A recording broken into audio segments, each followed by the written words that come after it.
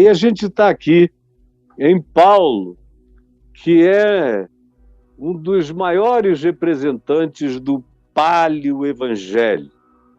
E olha só o que ele diz no capítulo 2, do verso 1 em diante. Gostaria, pois, que saibais quão grande luta venho mantendo por vossa causa, pelos laudicenses e por quantos não me encontraram ainda face a face. Eu me esforço, eu me afadigo, eu prego, eu enfrento tudo, eu sou discriminado, mas eu não abro mão de anunciar o evangelho todo, compreendido ou não pelo pessoal de Jerusalém, pelo grupo dos judaizantes que me perseguem. Eu não me preocupo. Vocês, mesmo não tendo me visto face a face, vão ficar face a face com Cristo, porque eu vou ensinar a vocês todo o conselho de Deus, toda a palavra de Deus, todo o ensino de Jesus, para que os vossos corações, os seus corações, sejam confortados, para que vocês sejam tomados de conforto.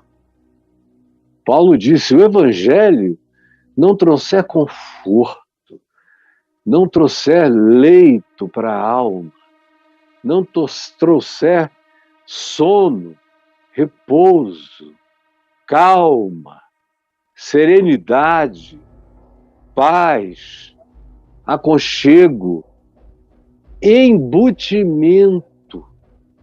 Se o evangelho não trouxer você para o lugar do melhor conforto da sua alma, você ainda está nos arremedos, ainda está no quebra-cabeça, tentando enfiar peças aonde elas não cabem. Mas eu estou aqui para fazer vocês caberem no lugar da identidade, da individuação confortável de cada um de vocês. Isso é uma coisa linda, para que os seus corações sejam confortados, vinculados juntamente em amor. Eu estou dizendo isso porque eu quero que vocês se pacifiquem e para que vocês se vinculem, porque só gente pacificada, só gente confortada, só gente apaziguada, só gente sem competição, só gente sem inveja, só gente que não quer ser o outro, que não quer o lugar do outro, que está feliz e confortável em ser quem é, que viajou no processo de individuação que empresta cada dia à pessoa essa certeza de embutimento aconchegante na vontade de Deus. Só isso produz esse vínculo, vinculado juntamente em amor. Se não houver isto previamente, a gente não se vincula em amor. A gente só é capaz de amar o inferior, que a gente sempre sabe que não vai competir com a gente. A gente é capaz de querer bem o mais fraco, porque a gente sabe que ele não vai poder disputar com a gente.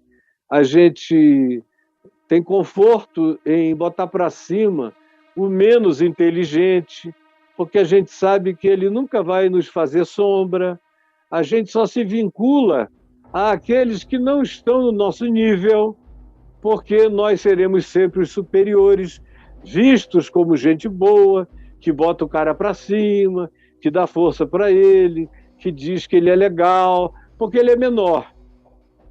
Mas quando é alguém do mesmo top da gente ir para cima, a gente só se vincula em amor, só dá honra, só diz: eu aprendi isso com ele, ele é meu mestre, ele me ensinou, eu tenho prazer na vida dessa pessoa.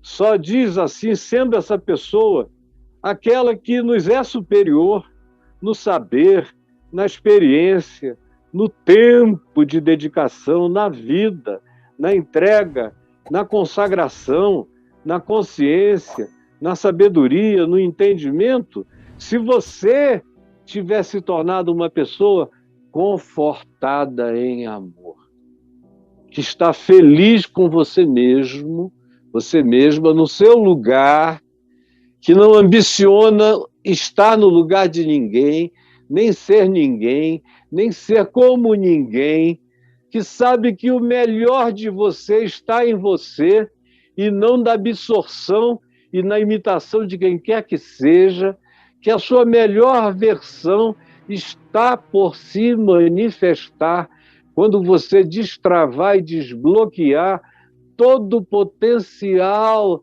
de você mesmo, crescendo em conforto, feliz diante de Deus, por todo dia abraçar mais e mais a serenidade da descoberta de quem você é e na direção do que você, pessoalmente, na sua individuação, está evoluindo em Deus, desenvolvendo a sua salvação com temor e tremor. Quando você atinge isso, aí você não tem mais essa história de só dar força para o mais fraco, porque não tem competição. Eu vejo muita gente que só enche a bola do mais fraco, mas daquele que ensinou para ele tudo que ele sabe, meu Deus, se ele puder apagar aquele nome, esquecer aquele nome, saltar aquele nome, omitir aquele nome, dizer a mesma coisa que a outra pessoa diz, mas sem dizer que aprendeu há anos e anos e anos, repetidamente com aquela pessoa, é assim que acontece. Por isso, esses vínculos de suposto amor, na maioria das vezes, só acontecem do maior para o menor e do menor para o maior.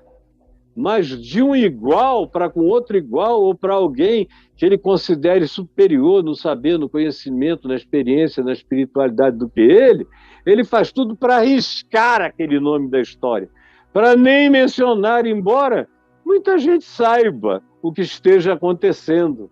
E é vergonha alheia. Mas tem gente que é assim, que só se vincula em amor nessas condições, com o inferior ou com o muito mais elevado, mas no mesmo nível? Não. Não há amor, porque há inveja, há perigo de que os outros vejam que tudo que eu sei eu aprendi com outrem, e aí não tem vínculo em amor. Sem esse conforto da individuação, não existe vinculação em amor, não importa o nível, não importa com quem seja, não importa se ele sabe mais, muito mais, ou menos, muito menos.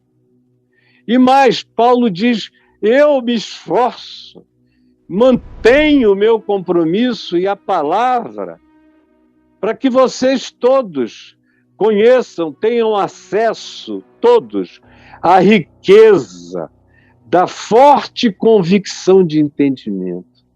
Eu acho isso maravilhoso. A riqueza da forte convicção de entendimento. A riqueza da forte convicção de entendimento. Você se pacifica, encontra seu embutimento, seu conforto. Você se vincula em amor, porque você está crescendo em individuação, o que vai matando toda comparação e inveja, disputa e coisas semelhantes às que eu falei. E você se concentra no desenvolvimento dessa riqueza, porque é uma grande riqueza, essa forte convicção de entendimento. Isso é uma riqueza poderosa. Eu estava conversando com um amigo meu muito querido outro dia, que me mandou um texto sobre alguns amigos teólogos que alimentam a dúvida como quase que um bem indispensável para o crescimento teológico, para o desenvolvimento teológico. E eu vejo isso há anos, há décadas, há meio século. E vejo alguns adulando, beijando, acariciando, namorando a angústia, a melancolia, a dúvida. E para não lhe ser ofensivo, eu fico calado. Fico em silêncio. Porque parece que para você ser profundo, você tem que ter dúvida, tem que ter angústia. Não pode estar tomado dessa riqueza de forte convicção, definição, certeza de entendimento. Não pode dizer, para além de eu tenho esperança que seja assim, não pode dizer eu sei que é assim. Porque parece presunção. Só Paulo pode dizer, sei, eu sei, sabemos. Ele vai parando de dizer cremos, esperamos, e vai cada vez mais afirmando no eu sei, nós sabemos, é assim, porque ele cresceu numa forte convicção de riqueza, de entendimento, onde a dúvida é banida. Você não sabe explicar todas as coisas que existem, mas você não tem dúvida a respeito de nada, porque aquilo que você sabe é infinitamente maior e pujante e enraizado e significante do que aquilo que você desconhece. Você conhece pessoalmente aquele e aquilo em quem todas as coisas são e se explicam. Se eu não sei explicar a fenomenologia de todas as coisas, não é problema, porque eu conheço aquele em quem todas as coisas estão explicadas e são nele. Essa é a forte riqueza de convicção, de entendimento. Quando perguntaram a Jung, no fim da vida dele, se ele cria em Deus, ele falou, já crie. Eu agora não, agora eu sei Deus para mim. Essa é a riqueza da forte convicção de entendimento.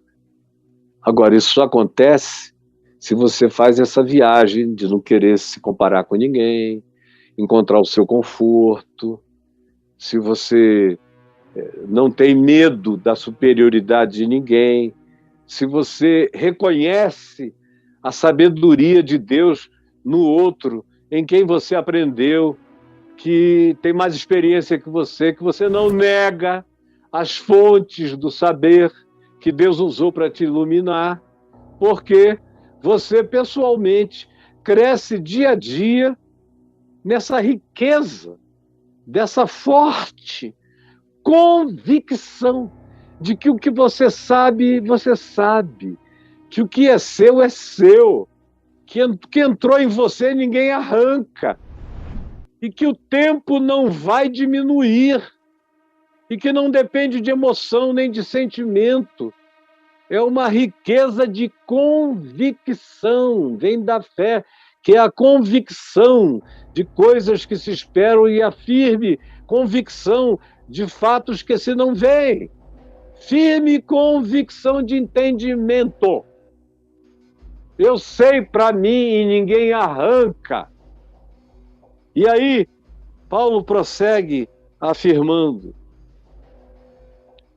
além dessa forte convicção de entendimento, ele diz, para compreenderem, para que vocês compreendam plenamente o mistério de Deus, que é Cristo. O mistério de Deus não são buracos de minhoca, nem buracos negros, nem a antimatéria, nem a matéria negra. Não. O mistério de Deus é Cristo, em quem todos os universos existem. Em Cristo. Nele, tudo que existe, todos os cosmos, todas as dimensões, todas as criaturas, nele subsistem. Se ele parasse de respirar a vida no universo, nos cosmos, nas dimensões, para as criaturas, para os multiversos, alimentem-se elas de que natureza de vida alimentem-se. Sejam elas de que natureza de energia elas sejam. Todas elas se alimentam dessa força essencial, desse poder, dessa vida que se entregou para criar. É a imagem do Cordeiro imolado, do Cristo que se esvaziou antes da fundação de todas as coisas, e é no vazio de Deus, é na entrega, no sacrifício, é no esvaziamento daquele que, sendo Deus, não julgou como usurpação ser o próprio Deus, que Big Bang, que tudo explode, que todas as criaturas, em todas as criações, em todos os tempos de criação, foram criados. Esse é o mistério. É Cristo. A natureza do universo é espiritual. Todas as coisas, até aquilo que a gente chama de matéria, subsiste na natureza do Espírito Criador de todas as coisas. E Paulo diz: em quem? Em Cristo, o mistério de Deus, em quem todos os tesouros, todos, tudo que os antigos chamavam de tesouros, de sabedoria, o que os povos antigos, os astecas, os maias, os incas, os egípcios, os hititas, os etíopes antigos, os fenícios, os assírios, os persas, os gregos, todos os que desenvolveram ciências, os árabes muçulmanos do século X, XI, XII, XIII, que desenvolveram muita astronomia e ciência, tudo que se desenvolveu depois, todas as percepções de Galileu Galilei, de Copérnico, dos grandes hereges do conhecimento proibido pela religião, de Isaac Newton, de todos os que vieram depois, de todos os alquimistas procurando entender o que depois veio a ser revelado num sonho, como a tabela periódica, que está aí só crescendo em novos minerais e recursos que vão sendo descobertos até fora do planeta e agregados à tabela. Tudo que a gente sabe, todas as ciências, todas as tentativas de compreensão anatômica, tudo que vem sendo feito desde milhares de anos antes de Cristo e até os nossos dias, até a fissão atômica, até a descoberta de um outro mundo, muito mais complexo do que o do universo exterior e visível, que é esse mundo da mecânica quântica, que é um mundo que poderia ser chamado de mágico, de milagroso, que choca todas as leis da fixidez, da permanência, que é alimentado por uma absoluta impermanência, onde tudo é mutante e mutável o tempo todo.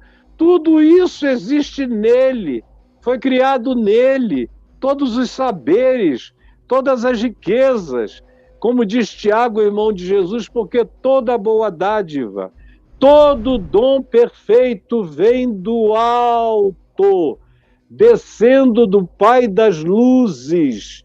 Vem do alto todo dom do Pai das luzes. Toda a ciência vem do Pai das luzes, em quem não pode haver nem mudança, nem sombra de variação. Está aí, criou tudo para ser descoberto, para ser estudado. Ele tem prazer quando a gente descobre, quando a gente penetra, quando a gente tira mais um véu, quando a gente diz: uau, que coisa sublime, que coisa miraculosa. Como hoje em dia, eu vejo o número dos ateus cientistas só diminuir. Alguns vão ficando agnósticos, porque não tem inspiração na religião e ficam achando que a única maneira de saber de Deus é através da religião. Enganados que estão, porque com um pouco de orientação eles iriam saber que a Bíblia de Deus está escrita no universo todo e que as suas palavras escritas na criação, como diz o Salmo 19, são ouvidas e entendidas por quem nunca ouviu um som da sua voz, nunca leu um texto da sua lavra divina, mas suas palavras são ouvidas até aos confins da terra, onde ele fala com os corações dos homens, todas as sabedorias. Não importa se o indivíduo é crente, não sabe se é crente, se é ateu, se é agnóstico, se ele puxou um véu e ele enxergou, e ele viu, e ele disse: que fenômeno maravilhoso, que sarça ardente é essa, que queima e não se consuma, não se consome. O nome dele é Eu. E a Moisés ele disse: eu sou. Mas tem alguns textos onde o nome dele é só Eu. O que é? Como é teu nome? É. Tudo é nele, no que é. Todos os tesouros da sabedoria e do conhecimento.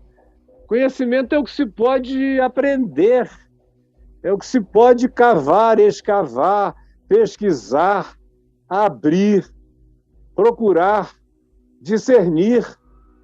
Conhecimento é o que não se tinha e o se adquire, é o que se estuda. Às vezes vem por uma revelação, na maioria das vezes vem por muita transpiração, pensamento, estudo. Eu, por exemplo, quando me converti, olhei para trás e vi que eu tinha perdido muito tempo na vida. Mas eu queria ter todos os tesouros da sabedoria e do conhecimento. E os primeiros anos da minha vida, eu botei o joelho no chão, jejuei e orei.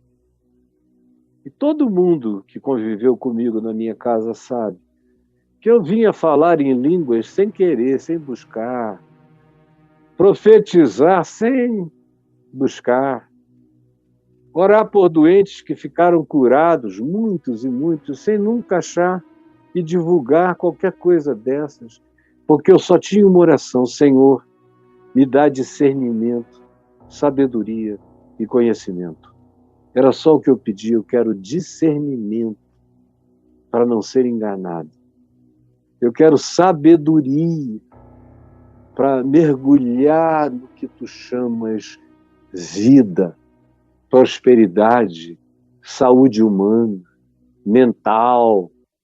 E eu quero conhecimento para entender tudo que eu puder da tua criação, da tua elaboração, dos teus pensamentos criadores, que estão manifestos nas coisas que tu criaste, de modo que quanto mais se entende a criação, mais se vê as lógicas do Criador e até as não lógicas do Criador, porque esse universo não é feito de lógicas, mas também de não lógicas fenomenológicas.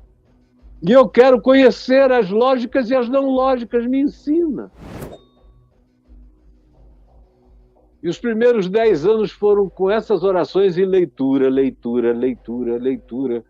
uma avidez louca para ler de tudo. Logo eu fui vendo que a teologia era muito parca. A melhor teologia ainda era muito pobre. Ainda era muito análise de textos, exegese, hermenêuticas muito vinculadas à sabedoria grega, e eu queria era conhecimento mesmo. Eu queria entrar no âmago, no intestino, na natureza das coisas. Fui deixando cada vez mais a sabedoria de letras e mergulhando na sabedoria que podia ser experiencialmente provada, misticamente experimentada, cientificamente detectada, guardada, como lógica, como um sistema de saber que ia fazendo bem e dilatando a minha compreensão, para que eu conhecesse a largura, o comprimento, a altura e a profundidade dessas realidades todas da criação. Realidades essas que estão todas ocultas em Cristo Jesus. Quanto mais eu aprendo de Cristo. Por exemplo, depois que eu comecei a estudar mecânica quântica há algumas décadas atrás, a minha leitura do Evangelho mudou profundamente.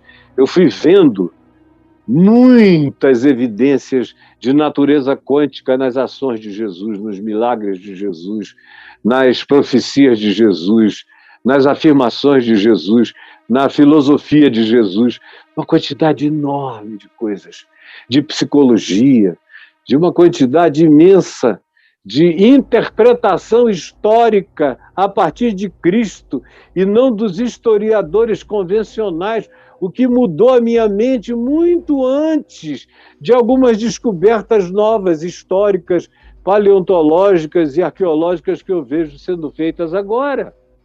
Porque nele estão todos os tesouros da sabedoria e do conhecimento. Aí Paulo diz, vocês podem ter acesso a isso tudo. Não dá para entender um cristão negacionista, cristão com medo de ciência, cristão que acha que Deus tem raiva de conhecimento e de sabedoria. Isso é diabólico. Quem quer que você creia em magia e não em sabedoria e conhecimento é o diabo, que é o pai da magia. Jesus é o pai das luzes. Jesus é o pai de todos os dons, de toda a boa dádiva, de toda a ciência, de toda a riqueza e de toda a firme convicção de entendimento, que vem, às vezes, precedida pela própria compreensão lógica e se instala na gente como uma mística de saber, que você só começa a compreender para explicar para os outros tenuamente depois, mas que já está absolutamente plantada e arraigada no seu coração, e daqui não tem nem morte, nem vida, nem dor, nem luto, nem sofrimento, nem guerra mundial, nem pânico, nada que arranque isso de você. É um tesouro que foi implantado e que carrega uma firme convicção de entendimento.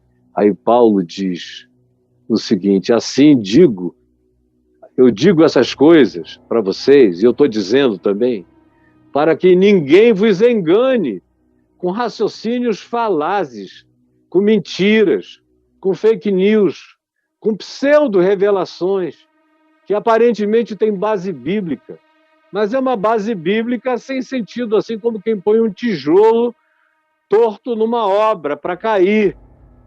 Aonde a Bíblia é citada, não necessariamente tem alguma verdade, na maioria das vezes tem mentira, porque a maioria das pessoas não conhecem a Escritura, muito menos o Evangelho, muito menos o Cristo dos Evangelhos.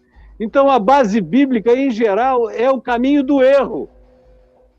E são raciocínios falazes, construídos, mentidos, magificados, ensinados a vocês como dogmas do tipo é porque é. Não é porque é. Em Cristo tudo tem sentido. Cada mandamento de Jesus obedece à lógica da produção de saúde mental, de saúde de caráter, de saúde humana. Os mandamentos não são dados por capricho divino. Eles são dados porque eles são guias de manutenção de saúde mental, emocional, sensorial, saúde na perspectiva humana mais plena. O que nos salva dos raciocínios falazes, que é o que nos enlouquece, que é o que nos surta, que é o que nos pira, que é o que nos faz nos tornarmos pessoas retardadas pela religião. Porque o Deus verdadeiro quer você cheio de ciência. Cada um de nós que ama Cristo deveria ser gente carregada de uma devoção cheia de amor e paixão pelo Criador e tomada de conhecimento, de sabedoria, de ciência, sem falácia, ao contrário, com riqueza de firme convicção de entendimento. Sim, esse é o meu desejo, para que mesmo eu não estando aí, do lado de vocês, vocês mantenham a mente em ordem. A cabeça de vocês não fique louca e bagunçada. E vocês tenham firmeza de fé. Vocês não sejam daquele tipo que de 6 em 6 meses mudam de opinião, vão de um lugar para outro lugar, no fim estão completamente esquizofrênicos e malucos, não sabem nada de coisa alguma. E quanto mais o tempo passa, pior as pessoas ficam. Jesus, eu podia falar para sempre, mas eu quero pedir que essa tua palavra tenha chegado no coração de alguém, de alguns, e que alguns aqui tirem esse véu da burrice, da ignorância, da viseira, da tapadeira, desses que nos querem ver andando guiados pelas mãos de outros cegos, caindo em buracos profundos, levados de negacionismo em negacionismo, de falácia em falácia, a buracos dos quais muita gente, em caindo, não consegue mais sair. Por favor, ajuda-me a ser uma voz de cura, de lucidez, uma voz do Pai das luzes, em quem não pode haver nem mudança, nem sombra de variação.